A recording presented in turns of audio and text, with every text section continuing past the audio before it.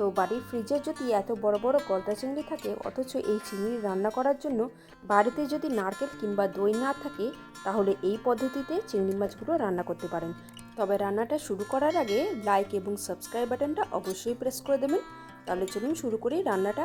প্রথমে এখানে চিংড়ি মাছ নেওয়া হয়েছে 400 গ্রামের মতন। চিংড়ি মাছটাকে লবণ এবং হলুদ দিয়ে ভালো করে মাখিয়ে নেব। এরপর কি লাগে দেখে নিই একটুখানি। এরপর নিয়েছি দুটো বড় সাইজের পেঁয়াজ কুচি, আর নিয়েছি রসুন আর আদা, আর ঝালের জন্য নিয়েছি কাঁচা লঙ্কা। প্রথমে আমি কাঁচা লঙ্কা, আদা, রসুন দিয়ে ভালো করে একটা পেস্ট বানিয়ে নেব। আর এই রান্নার প্রধান উপকরণ কিন্তু চিংড়ি মাছ, আর তার সাথে হলো এই টমেটো বাটা। এখানে দুটো বড় সাইজের টমেটো নেওয়া হয়েছে। এরপর কড়াইতে তেল গরম করে নেব, আর এক এক করে চিংড়ি মাছগুলোকে তেলের মধ্যে দিয়ে দেব। তবে চিংড়ি মাছগুলোকে বেশি ভাজার দরকার নেই, 3 মিনিটের মতো উল্টে পাল্টে ভালো করে ভেজে নেব।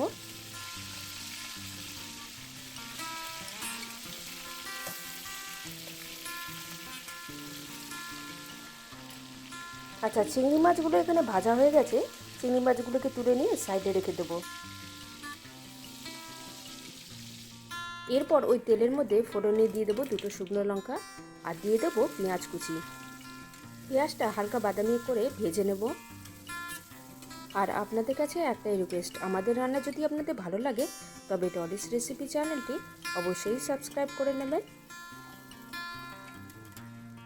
এরপর দিয়ে দেবো আদা, রসুন আর কাঁচা লঙ্কা বাটা, আর দিয়ে দেবো 1 চামচের মতো হলুদ গুঁড়ো, 1 চামচের মতো জিরে গুঁড়ো, 1 চামচের মতো কাশ্মীরি লঙ্কা গুঁড়ো, আর দিয়ে দেবো স্বাদ মতো লবণ আর স্বাদ মতো চিনি।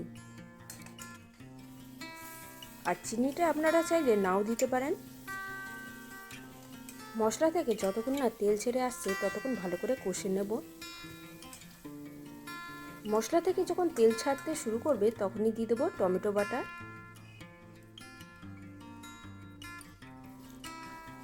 মশলা থেকে যতক্ষণ না সম্পূর্ণভাবে তেল ছেড়ে আসছে ততক্ষণ কষে নেব। দেখতেই পাচ্ছেন তেলটা অনেকটাই ছেড়ে এসেছে। মশলা ভালোভাবে কষে আসলে দিয়ে দেব চিংড়ি মাছ। ভাজা চিংড়ি মাছগুলোকে মশলার সাথে ভালো করে একটুখানি মিক্স করে নেব।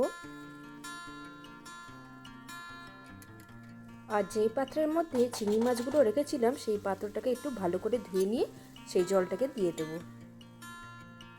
এখানে কিন্তু আমি গরম জল ব্যবহার করেছি। গরম জল ব্যবহার করলে রান্নার স্বাদ কিন্তু একটু বেড়ে যায়।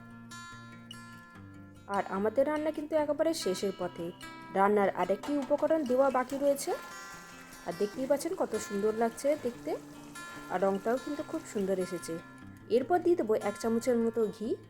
আর হ্যাঁ, আমাদের রান্না যদি আপনাদের ভালো লাগে তবে ডলিস রেসিপি চ্যানেলটি অবশ্যই সাবস্ক্রাইব করে নেবেন। আজকের মতো আসি, তাহলে দেখা হচ্ছে পরবর্তী রান্নাতে।